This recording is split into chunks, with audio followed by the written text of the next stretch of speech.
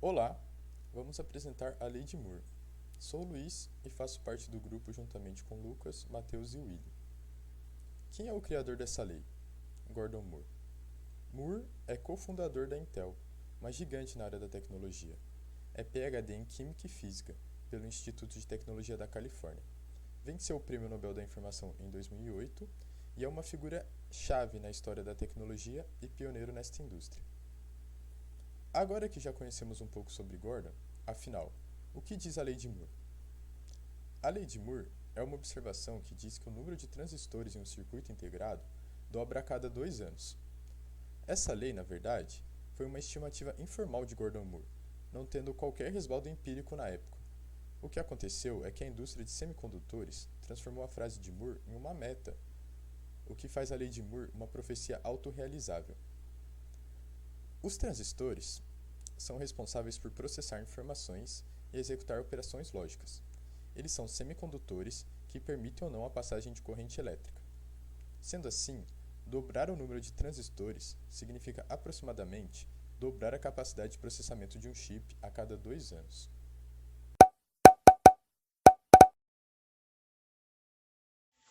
Os transistores fazem a função de serem os bits de um computador moderno. São eles que armazenam, processam e comandam toda essa informação digital que você está vendo nesse vídeo, por exemplo. No transistor, existem duas entradas para a corrente elétrica e uma saída. Uma das entradas exerce um controle, isto é, se há uma corrente aplicada nela, ela permite que outra corrente passe pelo transistor, e isso seria um bit de valor 1.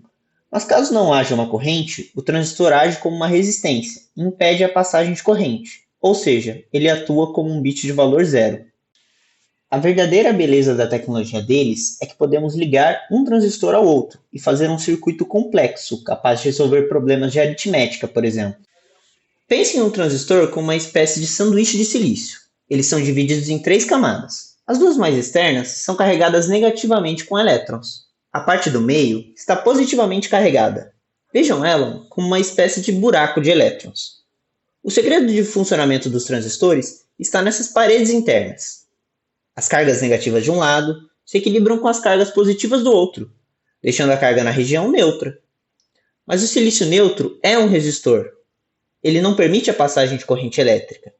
Então, o transistor segura os elétrons, impedindo eles de passarem, e isso é um bit 0. Mas o cenário muda quando adicionamos corrente elétrica nesse buraco. Se antes ele estava vazio, agora transbordamos ele com elétrons. Isso praticamente faz com que as divisões internas dos transistores sumam, e ele vire um único fio condutor. Agora, os elétrons podem ir livremente de um lado para o outro. Como tem corrente, isso é um bit 1. Bom, vamos usar um pouco da imaginação agora para tentar entender melhor o funcionamento dessa lei. Vamos imaginar que você é um entusiasta da culinária e o seu sonho sempre foi ter um restaurante. Então você junta suas economias e abre o seu negócio. Mas como todo empreendedor novato, você não possui o restaurante mais chique da cidade de primeira. No primeiro momento, o que você tem são algumas mesas e cadeiras para os seus clientes, um balcão para deixar suas comidas sempre aquecidas e uma cozinha pequena com poucos utensílios.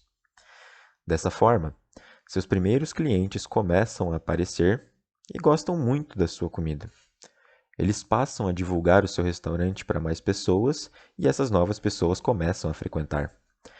E assim, nós chegamos na primeira reclamação dos clientes. Eles não têm lugares suficientes para se sentarem.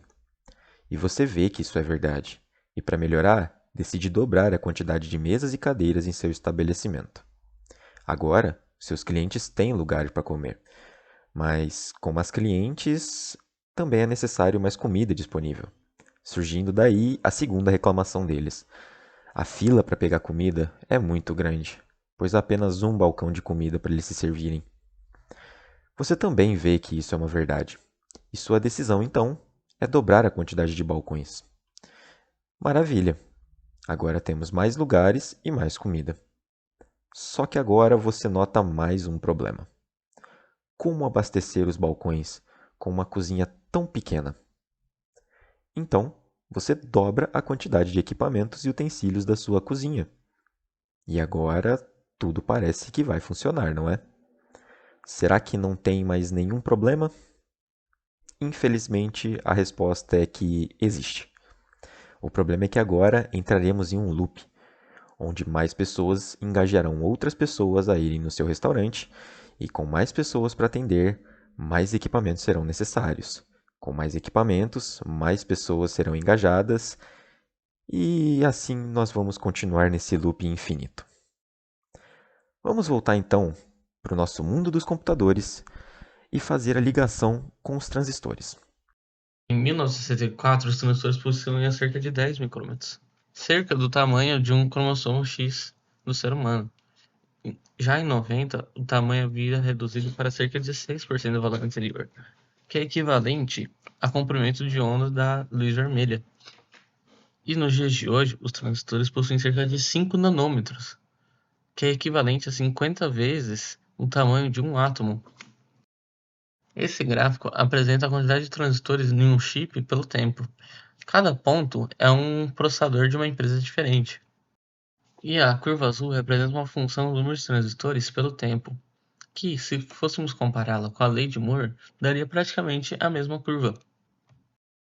Logo, parece óbvio aumentar o número de transistores sem parar. Mas por que isso não funciona mais nos dias de hoje?